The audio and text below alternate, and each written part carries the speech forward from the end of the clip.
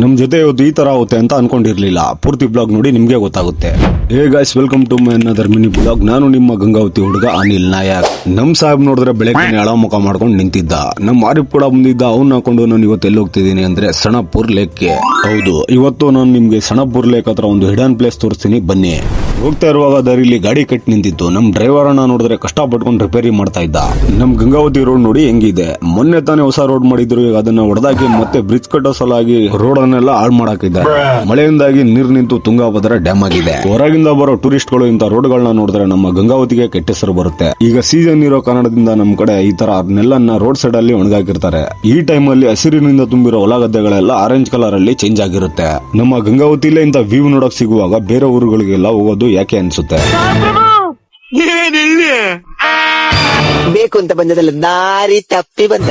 ಹಂಗೆ ಗಾಡಿಲಿ ಪೆಟ್ರೋಲ್ ಹಾಕ್ಸ್ಕೊಂಡು ಹೋಗೋಣ ಅಂತ ಬಂಕ್ ಹತ್ರ ಬಂದಿದ್ವಿ. ನಾವು ನೋಡಿದ್ರೆ ಕ್ಯೂ ಅಲ್ಲಿ ನಿಂತಿದ್ವಿ. ಸೈಡಿಂದ ಒಬ್ಬ ಒಂದು ಪೆಟ್ರೋಲ್ ಹಾಕ್ಸ್ಕೊಂಡ್ಬಿಟ್ಟ. ಈ ಹುಡುಗನ್ಗೆ ಏನ್ ತಿಂತ ಇದೀಯ ಅಂತ ಕೇಳಿದ್ರೆ ಹಿಂಗಂತ. ಸೂಪರ್.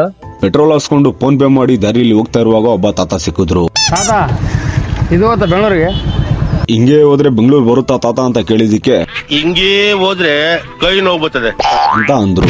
ತಾತ ಹೇಳಿರೋ ಮಾತಿಗೆ ನಾವು ಸೈಕ್ ಆಗಿ ಫಸ್ಟ್ ನೋಡಕ್ ಹೊರಟ್ವಿ ಆನೆಗುಂದಿ ಹಳೆ ಬ್ರಿಡ್ಜ್ ಇದ್ದ ಜಾಗನ. ಬಂದ್ವಿ ನೋಡಿ ಆನೆಗುಂದಿಯ ಮೊದಲ ಸೇತುವೆ ನಿರ್ಮಿಸಿದ್ದ ಜಾಗಕ್ಕೆ. ಇದನ್ನ ತಳವಾರ ಘಟ್ಟ ಅಂತಾರೆ. ಇದು ಒಂದು ಐತಿಹಾಸಿಕ ಸ್ಥಳ. ಇಲ್ಲಿ ಬಂದ್ರೆ ತುಕ್ಕು ಹಿಡಿದು ಕೆಟ್ಟು ನಿಂತಿರೋ ಬೋಟ್ ನೋಡೋಕು ಸಿಗುತ್ತೆ. ಮತ್ತೆ ಕಟ್ಟಿಗೆ ದೋಣಿಗಳು ಇವೆ. ಈ ಕೆಟ್ಟು ನಿಂತಿರೋ ಬೋಟ್ ಹಿಡ್ಕೊಂಡು ನಮ್ಮ ಮಾರಿ ಖುಷ ಪಡಿತಾ ಇದ್ದ. ಈ ಸ್ಥಳದ ಬಗ್ಗೆ ಹೇಳ್ಬೇಕಂದ್ರೆ ಇಲ್ಲಿ ಒಂದು ಕೆಟ್ಟ ಘಟನೆ ನಡೆದಿದೆ. ಆ ಘಟನೆ ಏನಪ್ಪಾ ಅಂದ್ರೆ, ತುಂಬಾ ವರ್ಷಗಳ ಹಿಂದೆ ಈ ಜಾಗದಲ್ಲಿ ಒಂದು ಸೇತುವೆ ನಿರ್ಮಾಣ ಮಾಡ್ತಾ ಇದ್ರು. ಆ ನಿರ್ಮಾಣ ಮಾಡುವ ಹಂತದಲ್ಲೇ ಆ ಸೇತುವೆ ಮುರಿದು ಬಿದ್ದು ತುಂಬಾ ಜನ ತಮ್ಮ ಪ್ರಾಣವನ್ನೇ ಕಳೆದುಕೊಂಡ್ರು. ಇನ್ನು ಉಳಿದ ಅರ್ಧಂಬರ್ಧ ಸೇತುವೆನ ಇಲ್ಲಿನ ಜನರೇ ಹೊಡೆದಾಕಿದ್ರಂತೆ. ಅವತ್ತಿಂದ ಇಲ್ಲಿನ ಜನರು ಆ ಕಡೆಯಿಂದ ಈ ಕಡೆ ಬರಕ್ಕೆ ಬೋಟ್ ಅನ್ನ ಬಳಸ್ತಾರೆ. ಈ ಜಾಗದ ಬಗ್ಗೆ ತದ್ದನ ಹತ್ರ ಕೇಳಿದ್ವಿ.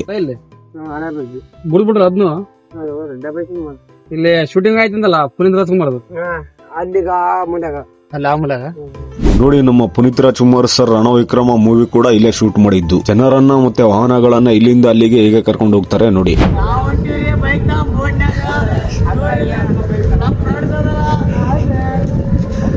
ಒಬ್ಬರಿಗೆ 10 ರೂಪಾಯಿ, ಬೈಕಿಗಾದರೆ 20 ರೂಪಾಯಿ. ಈ ದಡದಿಂದ ಆ ದಡಕ್ಕೆ ಕರ್ಕೊಂಡು ಹೋಗೋದಿಕ್ಕೆ. ಬೋಟ್ ಹೋಗೋದನ್ನ ನೋಡ್ತಾ ಇದೆ. ನಮ್ಮ ಮಾರಿ ಮುಖ ತೊಳಿತಾ ಇದೆ. ನಾನು ಬಿಸ್ಲಿಲ್ತ ಅಂತ ಸ್ವಲ್ಪ ಮುಖನ ತೊಳ್ಕೊಂಡೆ.